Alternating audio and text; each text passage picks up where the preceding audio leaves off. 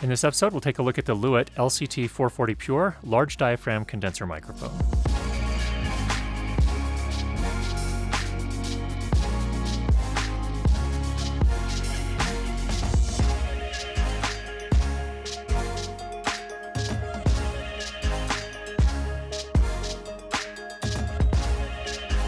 Now, in this particular episode, we are looking at this from a voiceover and podcasting perspective, not so much from a music vocals perspective. So if you are a musician and you're looking for a review like that, apologize, I didn't want to waste your time. You're dismissed. First up, let's get you some unprocessed audio samples from this microphone. It was easier to know it than to explain why I know it. If you were asked to prove that 2 and 2 made 4, you might find some difficulty, and yet you are quite sure of the fact.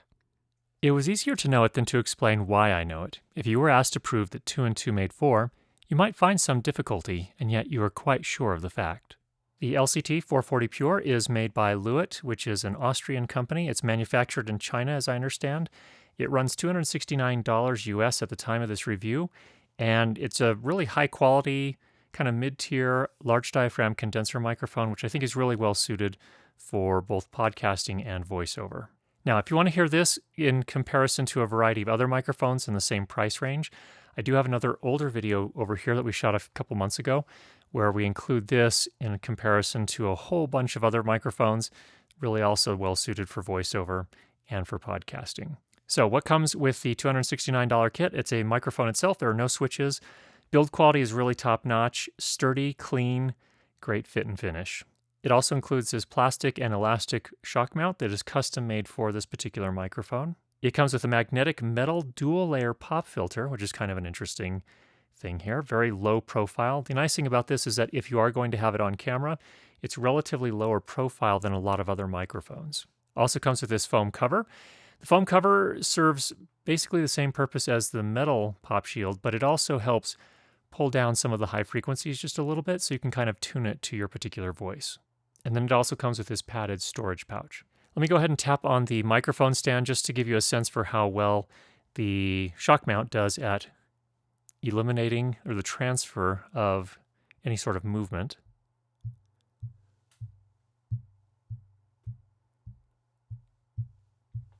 I want to talk about one thing that LEWITT covers in their marketing materials. They call this a true condenser microphone. And just to kind of educate on the difference between a true condenser microphone versus an LEWITT condenser microphone. Traditionally, and I think historically, LEWITT condenser microphones were used in mobile applications, so cases where you didn't have a lot of power, so like phones and things of that nature. And they have kind of garnered a reputation as being lower quality, I guess, really, whereas a true condenser was a true condenser microphone. It's not really so much a matter of true versus not true. Really what it comes down to is the overall quality and design and the research and development that goes into the microphone. Nevertheless, this is a true condenser microphone. That is to say, it uses a bit more power. It does require 48 volts phantom power. But what we can say about it for sure is that the self-noise that it produces, the kind of hiss, and every microphone produces some, this is class leading at 7 dBA weighted. So it's definitely in the same class as the Rode NT1, which I think Rode claims that is the quietest condenser microphone on the market, but this is right there within half a dB basically. So you're not going to have to worry about this producing a lot of hiss in your recordings. Now, if you want to learn more about the difference between LEWITT and true condenser microphones, I put a link for an article down below. Now, with all large diaphragm condenser microphones, and indeed most condenser microphones, if they don't have an omni pattern at least, tend to experience what's called proximity effect. If you're up very, very close on the microphone, you get a much more present and rich bass response. And so this is just a demonstration of that there. Often voiceover artists use this for effect. So this is what it sounds like on the LCT 440 Pure. It does have a cardioid polar pattern, meaning it picks up mostly on the front, starts to fall off at the sides, and rejects most of the sound from the back. What is really interesting and what I really appreciate about the data sheet for the LEWITT 440 Pure is that they provide details about how it handles sound at different frequencies. So not every cardioid microphone rejects all sound at the back of the microphone. There's actually some frequencies that it does still pick up, and that leads to some coloration. Let's demonstrate the polar pattern here. I'm talking directly into the microphone, about 5 inches away from the front of the microphone at this point. I'm going to go ahead and start turning it. So I am now talking about into the 90-degree mark on the microphone, and we'll go ahead and keep turning it. And now I'm talking into the back of the microphone at 180 degrees off axis. Let's go ahead and start turning it back. We're turning it back now. We are at 90 degrees off axis to the LCT 440 Pure, and now we're bringing it back on axis, and we're at 0 degrees directly on axis. So that's a sense for how the sound changes as it goes off axis from the front of the microphone. And generally with a large diaphragm condenser microphone, when you're podcasting or doing voiceover, well, voiceover in particular, where it's just you talking and you're presumably in some sort of treated acoustical space, it's not generally a huge issue, but for podcasting, it can be a bit more of an issue because you may have additional guests or hosts sitting in the same room, and they're talking off axis from your microphone. So they will be picked up to some small extent, and this gives you a sense for what that off axis coloration sounds like. The LCT 440 carries a 2-year warranty, which is great. And overall, the question I expect people to ask is, would you recommend this microphone for voiceover or for podcasting?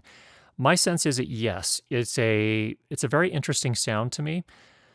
What I find in a lot of the more budget-oriented large diaphragm condenser microphones is they tend to put a lot of presence boost in. And indeed, the LCT 440 Pure also has a lot of presence, very articulate. And the interesting thing about this, though, is it didn't seem to bother me as much as a lot of the other microphones do for someone with a voice like me. I have a lot of sibilance in my voice. So when I say the letter S, you get this kind of sizzling sound. That can be a bad combination with a microphone that really emphasizes some of those higher frequencies. This one did a pretty nice job where it does sound very crisp and articulate, but it didn't seem horribly overwhelming to me. So it seemed like they struck a pretty nice balance. Now, it is going to be better suited to some voices than others, and I think that's true of any microphone. Every microphone has a kind of a unique sound to it, and certain frequencies it emphasizes and de-emphasizes relative to others. So this one is going to be a great fit, I think, especially for those with darker voices without a ton of sibilance. It will make a much crisper sound, or it can be useful for people that really love that very crisp, articulated sound. So if that is something you're looking for, I think the LCT 440 Pure is a good choice. So overall, hope that was helpful for you. If you have any questions, go ahead and leave those down below. And if you've not already subscribed, make sure you do that. And we'll be sure to get you more great videos on how to improve your lighting and sound for video. Talk to you soon.